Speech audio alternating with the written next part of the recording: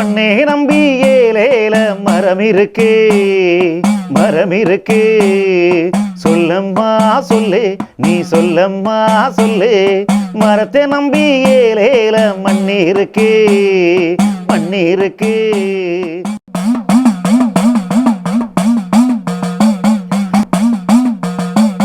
ഇവിടെ നിൽക്കുമ്പോൾ ഈ വിഷുക്കാലത്ത് ഈ പുഴയിൽ വന്ന് നിൽക്കുമ്പോൾ എന്താണ് പെട്ടെന്ന് തോന്നുന്നത്? വലിയ നഷ്ടബോധം ലീലേഷ. കാരണം ഒരു മൊത്തം പഴമയുടെ അല്ലെങ്കിൽ ഒരു നമ്മുടെ അനുഭവിച്ചു പോകുന്ന ഒരു സംസ്കൃതിയുടെ മൊത്തം തിരോധാനം, ഒരു ദൃശ്യം മാഞ്ഞു പോയ പോലെ അത് മാഞ്ഞു പോയിരിക്കുകയാണ്. മനുഷ്യനും പ്രകൃതിയും തമ്മിലുണ്ടായിരുന്ന ഒരു ബന്ധം അത് അതിൻ്റെ എല്ലാവിധ ഭംഗികളോടും കൂടി നഷ്ടമായി നമുക്ക് ഊഷരമായ ഒരു അവസ്ഥാവിശേഷം ഉണ്ടായിരിക്കുകയാണ്. ഇതിന് എങ്ങനെയാണ് നമ്മൾ വ്യാഖ്യാനിക്കാമെന്ന് ചോദിച്ചാൽ നിശ്ചയില്ല. കാലത്തിൻ്റെ മാറ്റം എന്നാണ് പലരും പറയുന്നത്. ആയിരിക്കാം. കാലം ഇങ്ങനെ അല്ലാണ്ട് മാറിക്കൂടെ എന്ന് ചോദിച്ചാൽ അങ്ങനെ ആവാലോ, പക്ഷെ അതുണ്ടായില്ല എന്ന് മാത്രം. അപ്പോൾ ഒരു വിഷുക്കാലമൊക്കെ വരുമ്പോൾ നമ്മൾ പ്രത്യേകിച്ചും ഇതിനെക്കുറിച്ച് ഓർക്കും. എന്ന് വെച്ചാൽ ഈ വിഷുവിനോടനുബന്ധിച്ച് നമ്മൾ ആ പഴയ പരിസ്ഥിതിയിൽ ഒരുപാട് ഊർജം നേടുകയും അത് പലർക്കായി വീതിച്ചു കൊടുക്കുകയും സന്തോഷമായിട്ട് അതിനെ പരിണമിപ്പിച്ച് വിതരണം ചെയ്യുകയൊക്കെ ചെയ്തിട്ടുണ്ട്. അത് നമുക്കിനി സാധിക്കുമോ ചോദിച്ചാൽ പ്രയാസമാണെന്ന് മാത്രമല്ല, ഇപ്പോഴത്തെ കുട്ടികൾക്ക് അതിനൊരു അവസരം കിട്ടണമില്ല. പോലെ കുട്ടികൾ എവിടെയാണെങ്കിലും കാണാനുണ്ടോ? ഈ പുഴയിലെ മണലിൽ ആരെങ്കിലും കളിക്കുന്നുണ്ടോ? ഈ വെള്ളത്തിൽ ആരെങ്കിലും നീന്തുന്നുണ്ടോ? കാരണം ഈ വെള്ളത്തിലിറങ്ങാൻ വയ്യ, അഴുക്കാണ്. ഈ മണലിൽ കളിക്കാൻ വയ്യ, ചെളിയാണ്. പിന്നെ അവരെന്തിനാ പുഴയിലേക്ക് വരേണ്ട കാര്യം? അപ്പോൾ പുഴ എന്നൊരു സർവകലാശാല നമുക്ക് നഷ്ടമായി. അപ്പോൾ ഈ കുമ്പിരി കത്തിക്കുക എന്നൊക്കെ പറയണതുണ്ടല്ലോ, അത് എത്രയോ മാനങ്ങളുള്ള ഒരു തരം ആഘോഷം അല്ലെങ്കിൽ ഒരു ഉത്സാഹമായിരുന്നു. തീയാണ് കത്തിക്കുന്നത്, അന്തിക്കാണ് കത്തിക്കുന്നത്, സംക്രമത്തിനാണ് കത്തിക്കുന്നത്.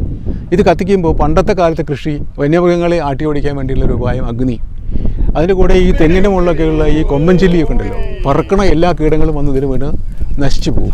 പിന്നെ ഈ ഉത്സാഹം എന്തെങ്കിലും ഉണ്ടാക്കുക എന്നുള്ളത്, ചാരം ഉണ്ടാക്കുക എന്നുള്ളത്, പറമ്പ് വൃത്തിയാക്കുക എന്നുള്ളത്, ഇങ്ങനെ ഒരുപാട് കാര്യങ്ങളുടെ സമന്വയമാണ് നമ്മൾ ഈ കുമ്പിരി എന്ന് പറയുന്നത്. പറയുമ്പോൾ എന്താണ്, അതൊരു കുട്ടികളുടെ ഉത്സാഹം അല്ലെങ്കിൽ ആഘോഷം ആണ്. ആർത്ത് വിളിച്ച് തീ കത്തിച്ച് ബഹളം കൂട്ടി പടക്കം പൊട്ടിച്ച് അവർ ആഘോഷിച്ച് രസിക്കുകയാണ്. അതിൻ്റെ ഒരു താളം പറയണം. അല്ലാതെ ജീവിതത്തിൽ ഈ അടിച്ചുകൂട്ടി എല്ലാ അടിക്കാട്ടുകളും കശപിശകളും വീട്ടിൽ ആ ഒരു കൊല്ലത്തിലുണ്ടായിട്ടുള്ള എല്ലാ വൃത്തികളിലും ഒരു ഭാഗത്തോട്ട് കൂട്ടി അത് കത്തിക്കുന്നതോട് നിലം ഒരുക്കുന്നുണ്ട്. കാളക്കുമ്പിരി, പോത്തുംകുമ്പിരി എന്നിങ്ങനെ വിളിച്ച് പറയുമ്പോൾ ഈ കാർഷിക നിലം ഒരുക്കുന്നതിൻ്റെ ഒരു ആഹ്ലാദം കൂടി അതിൽ അന്തർഭവിച്ചിട്ടുണ്ടോ ശരിക്കും അല്ലേ? പൂവല്ലോ, നിലം ഒരുക്കാണ് നമ്മൾ ചെയ്യുന്നത്. നിലം വൃത്തിയാക്കണം ആദ്യം, പിന്നെ അഴുക്കൊക്കെ അടിച്ചുകൂട്ടി കത്തിച്ച് അതിന് ചാമ്പലാക്കണം, അത് വളമാക്കണം, പിന്നെ അതിന് കീടങ്ങൾ നശിപ്പിക്കാനുള്ള ഏർപ്പാട് ചെയ്യണം. പണ്ട് കായ്കറി ഉണ്ടാക്കുമ്പോൾ പോലും നമ്മൾ എന്താ ചെയ്യുക? കായ്കറി ഉണ്ടാക്കുമ്പോൾ നമ്മൾ ഓരോ കുഴിയിലും ചുറ്റുപാടുമുള്ള ഇലയും ചപ്പലയും പുല്ലും ഒക്കെ അടിച്ചുകൂട്ടി കൂമ്പാരമാക്കിയിട്ട് ഓരോ കുഴിയിലോട്ട് കത്തിക്കുകയാണ്. അതിന് കാച്ചി ചുടുക എന്നാണ് പറയുന്നത്. ഈ കാച്ചി ചുട്ട എന്താണ്ടാവുക വെച്ചാൽ ഒരു വെണ്ണീർ കിട്ടും, അതിൽ കൃമികീടങ്ങളൊക്കെ നശിച്ചു പോകും. പിന്നെ ഒരിക്കലും ഈ മഞ്ഞ ഇല വരുന്ന രോഗമുണ്ടല്ലോ, കുമിൾ രോഗങ്ങൾ ഉണ്ടാവില്ല. കാരണം കുമിളൊക്കെ ചത്തുപോയി, തീയിട്ട് ചുട്ടു. സൂര്യൻ്റെ ഏറ്റവും അടുത്ത ഭൂമി വരുന്ന ദിവസമാണ് ഈ വിഷു. അന്ന് സൂര്യനും രാവും പകലും ഒപ്പവും ആണ്. അപ്പോൾ അവിടുന്ന് തൊട്ടിട്ട് അടുത്ത സംക്രമണം വരെയുള്ള ഒരു വട്ടം, അതിൻ്റെ ഫലവും കൂടിയും ഈ സംക്രമണ ദിവസം പഴയ ആളുകൾ കണക്കാക്കി പറയുമായിരുന്നു. സംക്രമ പുരുഷൻ കഴുത പുറത്ത് കിടന്നു വരവ്, തെക്കോട്ട് മുഖം. വിഷുഫലത്തിൽ അതെ 1187 മേടം 1 വിഷുഫലം. സംക്രമപുരുഷൻ സ്ഥിതം, ദേവതാ മിത്രം, വാഹനം പന്നി, ഗമനം വടക്ക്, ദൃഷ്ടി പടിഞ്ഞാട്ട്, വസ്ത്രം പിതൃവർണം, ആയുധം ഖഡ്ഗം, ഭക്ഷണം സക്തു, വാദ്യം വേണു, മണ്ഡലം ആഹീന്ദ്രം, മേഘം ആവർത്തം, വർഷം 4 പറ.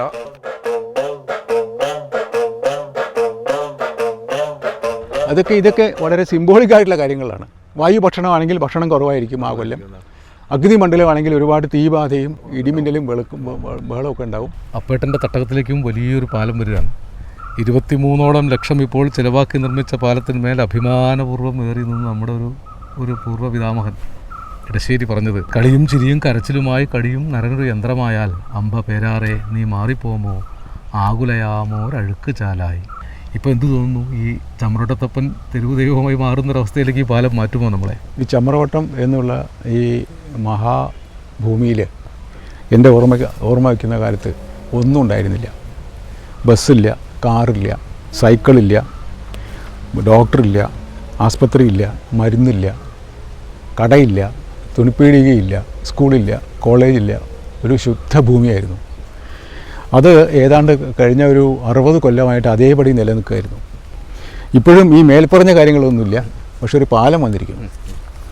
അപ്പോൾ അതുകൊണ്ട് പാലമാണെങ്കിലോ ഒരുപാട് കൊല്ലം എടുത്തു.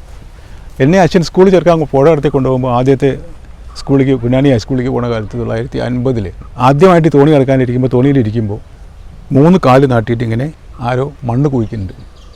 അപ്പോൾ തോണിയിലിരിക്കുന്ന പഴയ കുറേ ആൾക്കാർ പരസ്പരം ചോദിക്കുന്നു, എന്തിനാണ് ഇവർ ഈ മണ്ണ് കുഴിക്കുന്നത്? അപ്പോൾ അതിലൊരാൾ പറയാണ്, അതേ പാലത്തിന് പാറ നോക്കുകയാണ് എന്ന് പറയാം. ആ പാലത്തിൻ്റെ പാറ നോക്കിയ പാലമാണ് കുറ്റിപ്പുറത്തേക്ക് പോയത്. പിന്നെ ഞാൻ എൻ്റെ മോൻ്റെ കല്യാണത്തിന് ഒരു റിസപ്ഷൻ ഉണ്ടായിരുന്നു. അപ്പോൾ അന്ന് ആളുകളെ ക്ഷണിക്കാൻ വേണ്ടി വീണ്ടും പുഴ കിടക്കുമ്പോൾ അന്നും 3 കാല് നാട്ടി അവിടെ. ഇത് 2001 അന്നും മണ്ണ് കുഴിക്കുന്നുണ്ട്. അപ്പോൾ അന്നും ആളുകൾ പറയേണ്ടത് എന്തിനാണെന്ന് വെച്ചപ്പോൾ പാലത്തിന് പാറ നോക്കുകയാണ്. ആ പാലമാണ് ഈ വന്നിരിക്കുന്നത്. അതുകൊണ്ട് അവസാനം പാലം വന്നു. വരും എന്ന് പറഞ്ഞ അമ്മാവൻ വന്നത് ഏതായാലും നന്നായി. ഇനിയെങ്കിലും ഈ ഭൂമിയുടെ മുഖച്ഛായ ആകെ മാറും എന്ന് നമുക്ക് വിചാരിക്കാം. മാറുമ്പോൾ നമ്മുടെ ഇഷ്ടത്തിനായിരിക്കില്ല മാറ്റം, പക്ഷെ മാറ്റം എപ്പോഴും നല്ലതിനാണല്ലോ. അഥവാ നല്ലതിനാണെന്ന് വിചാരിക്കുകയാണല്ലോ നമുക്ക് നല്ലത്. കാരപ്പന്ത് കളിക്കുക. കാരപ്പന്ത് എന്ന് പറയുന്നത് 2 നാടുകൾ തമ്മിലുള്ളൊരു മത്സരമാണ്. കാരമരം ഉണ്ടല്ലോ, അതിൻ്റെ കാതൽ കൊണ്ടാണ് ഈ പന്ത് ആശാരി ഉരുട്ടി പണിത് തരും. അത് വളരെ വളരെ ശക്തിയുള്ള വളരെ ദൃഢമായ ഒരു മരമാണ്. എത്ര അടിച്ചാലും അത് പൊളിയില്ല. സാധാരണ മരപ്പത്തിൻ്റെ പന്തിനൊക്കെ അടിച്ചാൽ പൊളിഞ്ഞു പോകുമല്ലോ. ഇത് ഈ അത്ര ഫൈബ്രസ് ആണ്, അത് ഒരിക്കലും പൊളിയില്ല. അതുപോലെ കാരവടി ഉണ്ടാക്കും, ഈ നമ്മുടെ ഹോക്കി സ്റ്റിക്ക് പോലെ. എന്നിട്ട് 2 ഗ്രാമങ്ങളിലെ ആളുകൾ 10-11 ആൾക്കാർ വീതം നേരത്തെ കൂട്ടി അത് മത്സരത്തിൻ്റെ പാരമ്പര്യമായിട്ടുള്ള ആളുകളുടെ തിരഞ്ഞെടുപ്പ് സംവിധാനമുണ്ട്. തിരഞ്ഞെടുക്കും. എന്നിട്ട് കാരണന്മാർ പന്ത് വെച്ചിട്ട് നടുക്ക് വെച്ചിട്ട് അടിക്കുകയാണ്. ഈ പന്തിനെ ഏത് വഴിക്കും അടിക്കാം. നമ്മുടെ ഗോൾഫ് പോലെ കുളത്തിൽ കൂടെ അടിക്കാം, കിണറ്റിൽ കൂടെ അടിക്കാം, ആൾക്കാരുടെ വീട്ടിന് മുകളിൽ കൂടെ അടിക്കാം, ഏതിൽ കൂടെ അടിക്കാം. ഒരു അതിർത്തി വെച്ചിട്ടുണ്ടാവും. അത് ആ ഗ്രാമത്തിൻ്റെ ആ അതിർത്തിയിലോ ഈ ഗ്രാമത്തിൻ്റെ ഈ അതിർത്തിയിലോ കൊണ്ടെത്തിക്കണം. രാവിലെ തുടങ്ങി ചിലപ്പോൾ വൈകുന്നേരം ആയാലും അവസാനിക്കില്ല. ഈ അടിച്ചടിച്ച് കൊണ്ടുപോകണം. അപ്പോൾ അതിനുപോലെ മത്സരമോ അങ്ങനെ വല്ല സംവിധാനങ്ങളൊക്കെ കാലത്തുണ്ട്. ഇത് മത്സരമാണ്. ജയിക്കുന്ന കക്ഷിക്ക് ഏത് ദേശത്തിനാണെന്ന് വെച്ചാൽ ആ ദേശത്തിന് ട്രോഫി ഉണ്ട്. ഓ അത് ശരി. അതെ, ആ ട്രോഫി പഴയ കാലം തൊട്ട് തന്നെ അത് ഒരു സ്വർണ്ണ നാണയവും അത് വെച്ചിട്ടുള്ളൊരു പീഠമാണ്. അത് റോളിംഗ് ട്രോഫിയാണ്. അത് ഒന്നുകിൽ ഈ ക്ഷേത്രത്തിൽ അല്ലെങ്കിൽ ഈ ക്ഷേത്രത്തിലെ ഒരാളിൻ്റെ അടുക്ക് അല്ലെങ്കിൽ സ്ഥലത്തെ ജമ്മിയുടെ വീട്ടിൽ എവിടെയെങ്കിലും ഒരു പ്രധാനിയുടെ വീട്ടിലായിരിക്കും അതിൻ്റെ സൂക്ഷിപ്പ്. വിഷുക്കഞ്ഞി എന്ന് പറയുന്നതും വിഷുപ്പുഴുക്കും അത് സത്യത്തിൽ പൂർണ്ണമായിട്ട് നമുക്ക് നഷ്ടപ്പെട്ടു പോയി. വിഷുക്കഞ്ഞിയും വിഷുപ്പുഴുക്കും ഇപ്പോൾ ഇല്ല. വിഷുക്കഞ്ഞിയും വിഷുപ്പുഴുക്കും ഉണ്ടാക്കാൻ വിഷുക്കഞ്ഞി വയ്ക്കാനുള്ള അരി നമുക്കില്ല.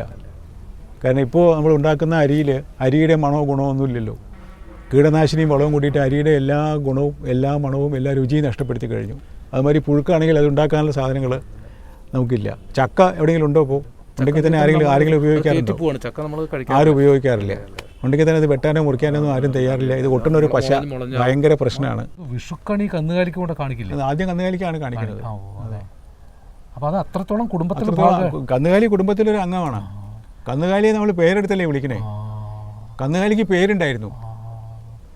കന്നുകാലി എന്നായിരുന്നില്ല പേര്. പോത്ത്, എരുമ, പശു എന്നായിരുന്നില്ല പേര്. അതിന് കല്യാണി, രാമൻ, ഗോവിന്ദൻ, ഗോപാലൻ എന്നൊക്കെ ആയിരുന്നു പേരുകൾ. അപ്പം തന്നെ എഴുതിയിട്ടുണ്ട് ഈ വിഷച്ചാലിട്ടാണ്. അപ്പം പിന്നെ കാരിക്ക് സുഖമില്ല, നൊണ്ടലാണ്. അപ്പം എന്തോ പണിയിൽ പറ്റിയ എന്തോ ഒരു അതെനിക്കിപ്പോൾ ഓർമ്മയില്ല. ഈ പണിയിൽ പറ്റിയ എന്തോ ആണ്. അതിന് ചികിത്സയും പറയുന്നുണ്ട് കർഷകൻ തന്നെ. മറ്റ് കർഷകർ തമ്മിൽ ഒരാളുടെ വിതയുണ്ടെങ്കിൽ അല്ലെങ്കിൽ താലിടുണ്ടെങ്കിൽ മറ്റ് കന്നുകൾ പൊക്കോട്ടെ. അല്ല, പണ്ടത്തെ കാലത്ത് ഈ കൃഷിക്കാർക്ക് കന്നുകാലികൾക്ക് വരുന്ന സുഖടിനൊക്കെയുള്ള നാട്ടറിവുകളുണ്ടായിരുന്നു ചികിത്സിക്കാനായിട്ട്. എവിടെയാണ് നീലം വയ്ക്കുന്നത്, എവിടെയാണ് കായം പുരട്ടുന്നത്, എവിടെയാണ് നമ്മൾ എന്തുപ്പ് വരച്ച് ഉപയോഗിക്കുന്നത്, എവിടെയാണ് കടുക് അരച്ചിരുന്നത്, ഇതൊക്കെ അവർ പറയുമായിരുന്നു. പണ്ട് മിക്കവാറും അസുഖങ്ങൾക്ക് ഈ കന്നുകാലികളെ ചികിത്സിച്ചിരുന്നത് നാട്ടുകാർ തന്നെയാണ്. അതുപോലെ തന്നെ ഈ വർഷം വരുന്നതിന് തൊട്ട് മുമ്പ് അന്നൊക്കെ ഓലപ്പുരകളാണ്. പെര കെട്ടി മേഞ്ഞിരുന്നതും വിഷുവായിട്ട് ബന്ധപ്പെടുത്തിയിട്ടുള്ള ഒരു കാലത്താണ്. വിഷുവിന് മുമ്പ് എല്ലാ പെരയും മേഞ്ഞിരിക്കണം എന്നാണ്. അത് ധനികൻ്റെയോ ദരിദ്രൻ്റെയോ ഒന്നും വ്യത്യാസമൊന്നുമില്ല. പെര കെട്ടി മേയുന്നത് ഒരിക്കലും കൂലിപ്പണിയായിരുന്നില്ല. നാട്ടിലുള്ള ശേഷിയുള്ള ആൾക്കാരൊക്കെ കൂടി വരിക, ഒരാളുടെ പെര കെട്ടി മേയുക, അവിടുന്ന് അന്ന് ഉച്ചയ്ക്ക് അല്ലെങ്കിൽ വൈകുന്നേരം ചക്കയും പുഴുക്കും കഞ്ഞിയൊക്കെ കുടിച്ച് സന്തോഷമായിട്ട് അന്നൊരു പായസം ഉണ്ടാവും. അത് മിക്കവാറും ചക്കരയായിരിക്കും. ചക്കരയും അരിയും കൂടി പായസം വെച്ച് കഞ്ഞി കുടിച്ച് ആർപ്പ് വിളിച്ച് അവിടുന്ന് പിരിയും. അടുത്ത ദിവസം അടുത്ത ആളുടെ പെര കെട്ടി മേയും.